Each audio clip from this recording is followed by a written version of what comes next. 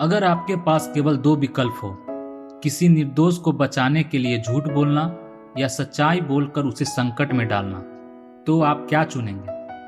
क्या सही और क्या गलत है, इसका निर्णय करना आसान नहीं होता। चलिए एक साधु की कहानी से समझते हैं कि सही और गलत की पहचान कैसे करें। एक घने जंगल के बीचों बीच एक प्रसिद्ध साधु का आश्रम था।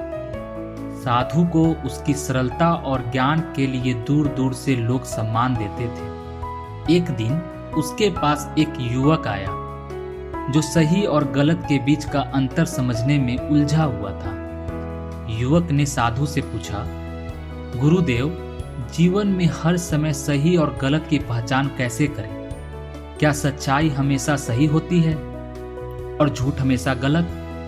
साधु ने मुस्कुराकर कहा, इसका उत्तर पाने के लिए तुम्हें एक परीक्षा देनी होगी। साधु ने युवक को आश्रम के पास एक घने जंगल में ले जाकर कहा, यहाँ कुछ समय बिताओ। जो भी परिस्थिति तुम्हारे सामने आए उसके अनुसार सही निर्णय लेने की कोशिश करो। मैं तुम्हारे फैसले पर अंत में चर्चा करूंगा। पहला दिन युवक जंगल में गया। युवक जंगल में बैठा था, तभी उसने देखा कि एक हिरन दौड़ता हुआ उसकी ओर आ रहा है। हिरन डर के मारे कांप रहा था।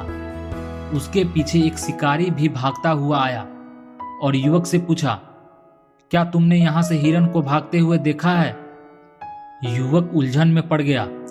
अगर वह सच बोलता है और शिकारी को हिरन का रास्ता बता देता है तो हिरन मारा जाएगा।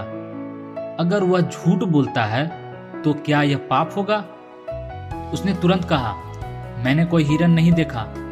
शिकारी दूसरी दिशा में भाग गया और हिरन की जान बच गई।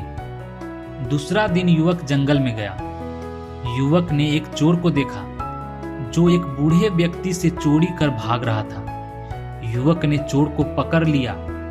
चोर ने गिड़गिड़ा कर कहा, मुझे जाने दो, मैं मजबूरी में चोरी करता हूं। युवक फिर से उलझन में पड़ गया।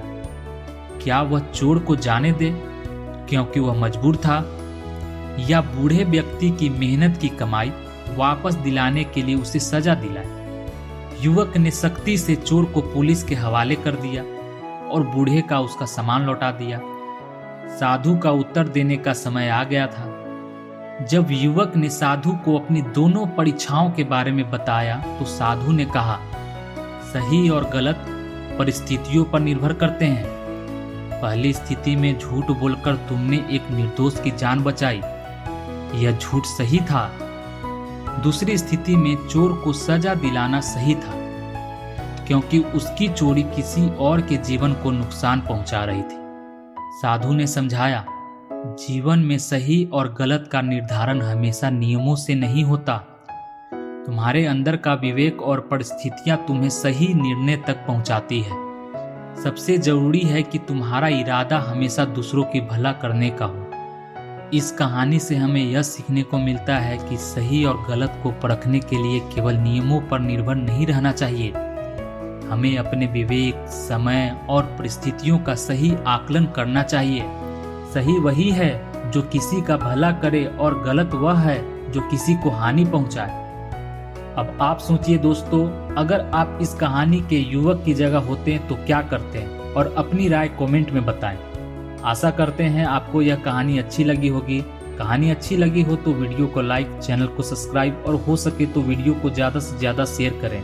फिर मिलते हैं एक नई दिल को छू लेने वाली कहानी के साथ। तब तक के लिए नमस्कार।